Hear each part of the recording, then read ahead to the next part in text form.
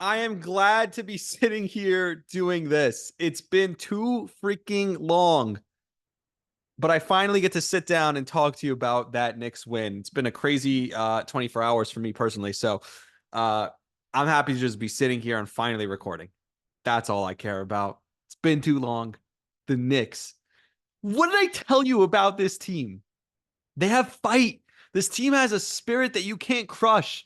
And after losing that game, it didn't matter. They lost the game by 32 in Indiana in game 4. They looked broken. I said for the first time, they were looking at each other like, man, we can't weather this storm.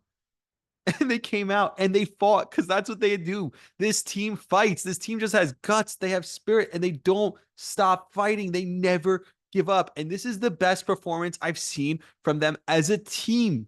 You saw it from the jump, the way the ball was moving. Tom Thibodeau makes the decision to put Deuce McBride in the game. That's where it starts. He says, I'm going to get more speed out there. I'm going to get more shooting out there. And you know how he got Dante DiVincenzo going? By playing him, saying, hey, you're going to be guarding Maxey. Well, he did the same thing. He's like, hey, Deuce, you're going out there. You're defending against Tyrese Halliburton. And all of a sudden, Deuce McBride, the first shot he takes, the guard is going, Deuce, before he even takes the shot. The energy was in the building from the moment the ball tipped off. The energy was already in the building. It was from the start in this game. This Madison Square Garden crowd brought it. And that's what you love about the Garden crowd. They're an intellectual fan base. You love to see that. You love to hear that. And they got the team going right away. Everyone involved in defense, everyone swarming to the ball, everyone making plays. How many times they have, it's been a 9-0 run by the Knicks, a 15-2 run by the Knicks, a 17-0 run by the Knicks, over and over and over. And the one thing, the biggest thing I said is if Jalen Brunson is healthy, he's going to find a way to will them to victory. He's going to drop 40 and drag them to a win. He didn't even need to drop 40 or drag them. They won by 30 points. And Jalen, he looks healthy. I mean, it was almost like a quiet first, like the way he put it on them, it didn't even seem like he was dominating. And you look at the numbers from the first half, 28 points, 12 of 18 from the field, 4 assists and only 1 turnover. That is a superstar. That is when you need him most, he comes through. That's what Jalen Brunson did in this game. Some of my favorite plays when they had the double team and he just split them and went right to the middle of the paint and flipped up that floater. When they decided they're going to attempt to put Ben Shepherd on him, and Brunson's like, you know what? Here's what I'm going to do. I'm going to do my patent move. I don't know if you've ever seen this, Ben Shepherd. I've done this only 10,000 times where I just reject the screen, go the other way, quick crossover, step into the 3. Everything that Jalen did in this game was freaking awesome. And then you look at the team as a whole, because it wasn't just Jalen. It started with Jalen, but it was everyone else on this team. Everyone was making plays. You look at the hustle stats. 12 offensive rebounds for Isaiah Hartenstein. And I love the Knicks, the Garden crowd, how intellectual they are, that they're cheering for him. His numbers don't jump off the board. Only a team that's a fan base that's paying attention, that realizes what's going on, like appreciates and understands those stats. Man, like Dante DiVincenzo, by the way, they win this game by 30. Dante DiVincenzo sucked from 3. Like the Knicks can get better. This wasn't even their best performance. He sucked shooting the ball. But the energy that he brought on defense, the energy that he brought, obviously, the intensity where he's getting in guys' faces and the putback dunk, my God, the building popped. And how good was Brian Anderson? And by the way, Stan Van Gundy was awesome also. I'll get to this right now. SVG doing his whole, they're playing too many minutes. They look way too tired. They're playing way too many minutes. Tibbs must be running them into the ground, sarcastically saying that. Like, that was awesome. That was incredible. Like, he realizes that everyone is bashing Tibbs when there's no reason to. And this Knicks team, when everyone wanted to count them out, the people who knew, the people who watched this team all year, knew not to count these guys out. Because this team's been special all year and they continue to be. Some of the numbers, when you look inside the numbers, by the way, Tyrese Halliburton, like I told you, is a bitch. He's a little baby. And when the moment is biggest, he does nothing. He was 5 for 9 shooting. He was a minus 22 in only 34 minutes. What a freaking loser. My God, that guy is soft. Big talker when they're winning, when things are easy, when things are going easy for them. The team stats are my favorite in this game because it's actually like the Pacers were hitting their threes. They shot 44% from three. And that was a few times I noticed in this game. The Pacers actually brought themselves into the game, multiple 9-point runs, 9-0 runs to get themselves back in the game. By the way, both times it was Alec Burks who knocked down threes to help the Knicks. And by the way, this is what I told you before the series, but I also told you at the time of the trade. I've seen Alec Burks hit big shots. I saw it. He was the second best player on the playoff team a couple of years, only 3 years ago in 2021. He was knocking down huge shots at the end of those games.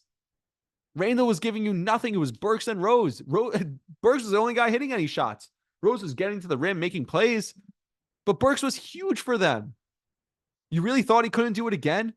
We've seen him come through on that stage. We've seen him come through on that level. And Tibbs went out there and trusted him. And now Alec Burks, this is actually a crazy stat that I saw in Alec Burks' stat. Let me see if I could pull it up. 5 players in Knicks franchise history have scored 14 plus points and grabbed 4 plus boards off the bench in 3 straight playoff games. Latrell Sprewell, Marcus Camby, John Starks, Anthony Mason, and now Alec Burks in his last 3 games. Alec Burks has been fantastic for this team. Alec Burks has been a revelation for the Knicks. And it's guys who stay ready because these guys know that's always the next man up. So like I said, they were 12 of 27 from 3. That's 44%. That's great. They were actually hitting their threes. They got out a ton of free throws. They shot more free throws than the Knicks did. But the rebound numbers. The Knicks had 53 rebounds to the Pacers 29.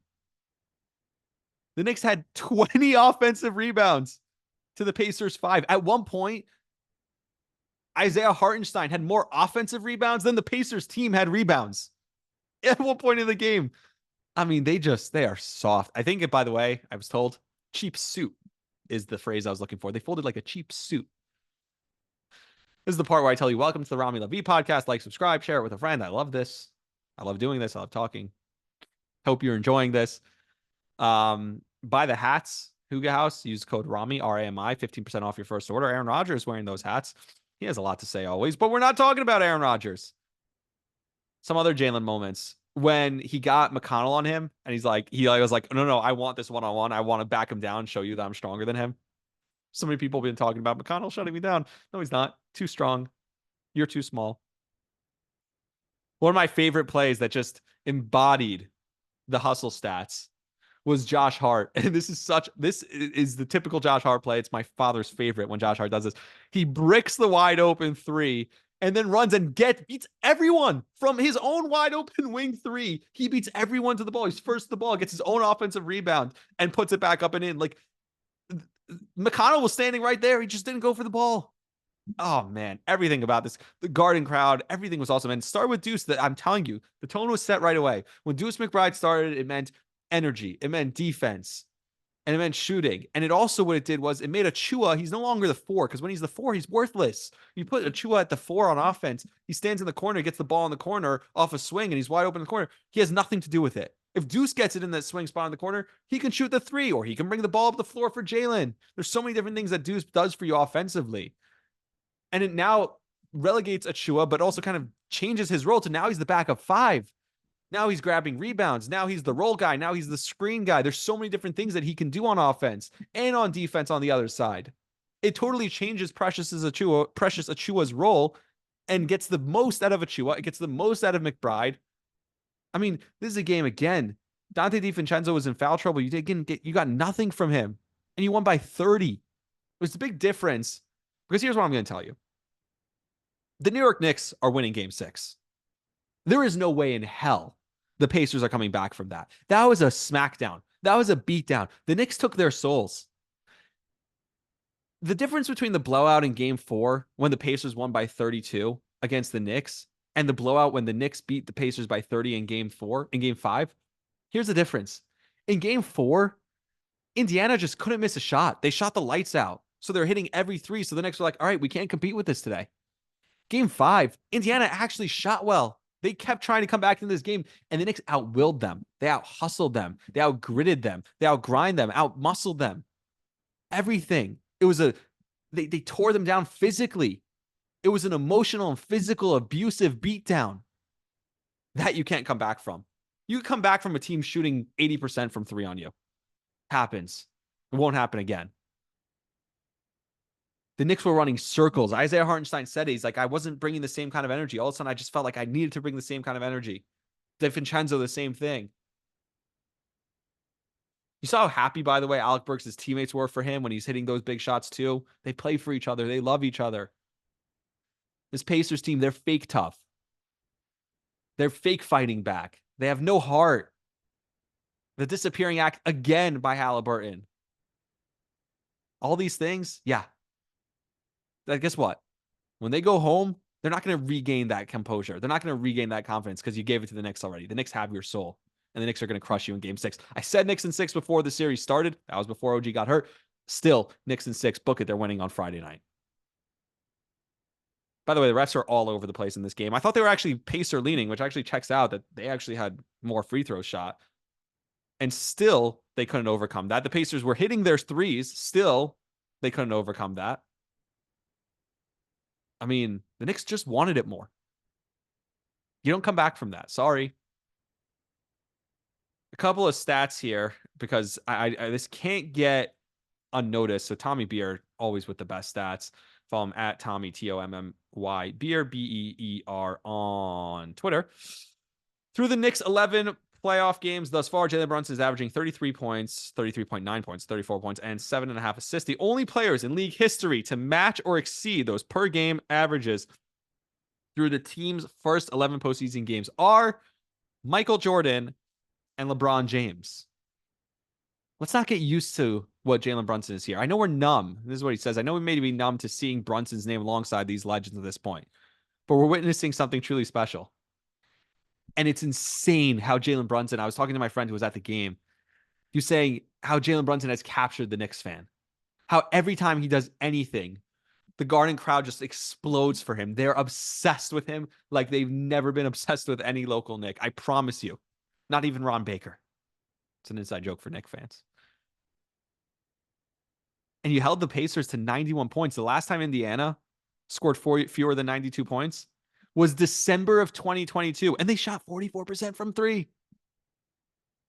There's also rumors that Tibbs is now being in talks for an extension, and that's important. It's going to be multi-year and then upwards of $10 million a year for Tom Thibodeau, and he's earned it. I mean, this was a game that embodied Tom Thibodeau. Everything about this team, everything you love, what they've restored to this city is with the energy in the Garden is because of what Tom Thibodeau has done for this team. We believed. Knicks fans went into that game. You heard 10 minutes before tip, they're out there chanting, "Let's go Knicks! Let's go Knicks!" The very first possession of the game, defense. You know why? Because when they lost by 40 in Indiana, no Knicks fan thought they were out of it. No Knicks fan thought that this team was done. No matter how many guys they're down, no matter how many injuries, they keep fighting. They keep coming back. That's what you love about this team. I mean, it's incredible. Some more numbers here. This is regarding Deuce McBride. For NBA tracking data, in the 81 possessions in which Deuce McBride has been the primary defender on Halliburton in this series, Tyrese Halliburton is 4 for 12 shooting. That's 33%, including 0 of 5 from 3. And he has not dished out a single assist. In contrast, in the 142 combined minutes, Halliburton has been matched up against either DiVincenzo, Hart, or Brunson, basically anyone but McBride. The Pacer point guard is 13 of 23, which is 52% with 9 assists. So McBride shutting him down.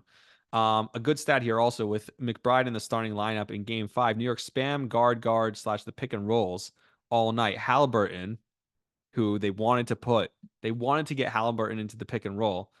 And so basically they got, I think, so the Knicks put Halliburton in 22 picks on the game because they brought in another guard, McBride. So Halliburton's gonna have to guard McBride now.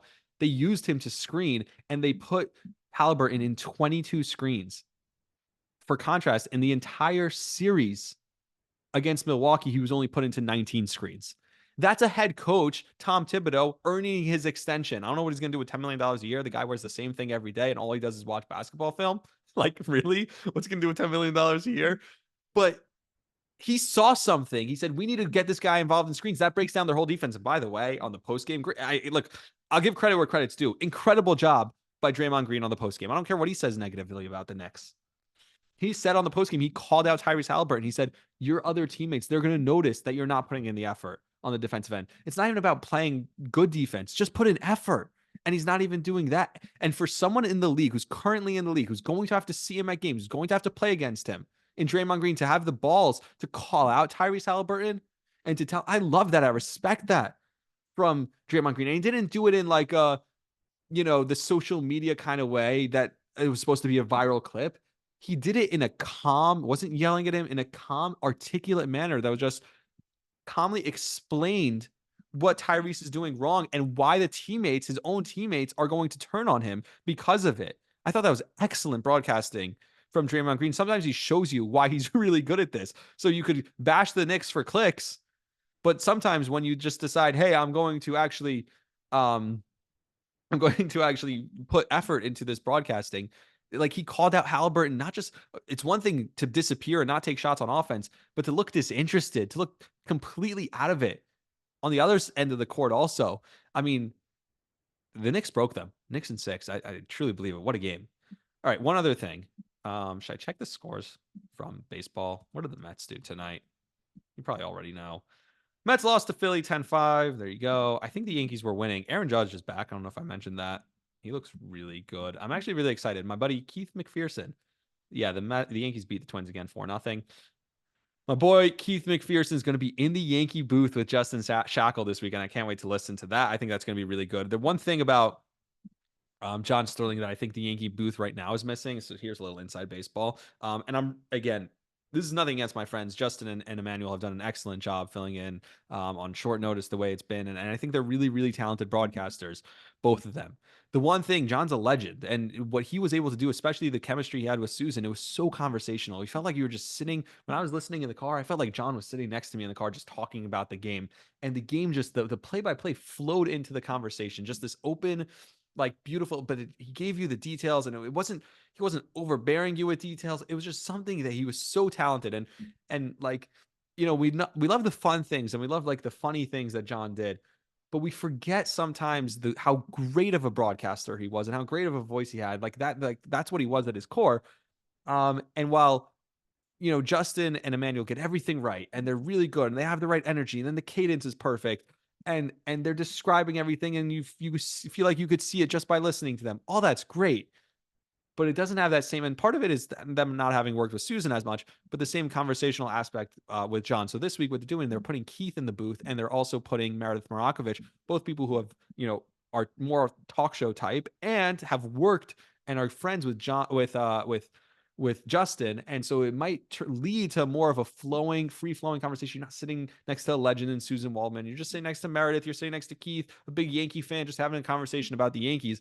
And in it is play-by-play. I think that could be like, it's a really cool thing. And I'm sure it's Olivero and the Yankees and Ryan, our new boss, all coming together on that. I think that's a super cool plan because, the landscape is changing also. How baseball and radio are, taken in and listened to is different also now. So making it more conversational, but also having the play-by-play, I think it's going to be a super cool thing to listen to. So I'm curious to hear how that sounds this weekend. Good luck to those guys. And speaking of, in 10 days, less than 10 days, on May 24th, Joe Buck is making his return to a Major League Baseball booth. This is awesome. This is the first time since the 2021 World Series that Joe Buck will be in the booth calling a baseball game. And he's my favorite baseball broadcaster right now, outside of probably John Miller. And I've missed hearing him call baseball. So I'm really excited, really thrilled to hear Joe Buck back in the baseball booth. He's going to be calling the Cardinals game on May 24th. Looking forward to that. So until then, like, subscribe, share the podcast. I appreciate you all. Knicks in 6. See ya.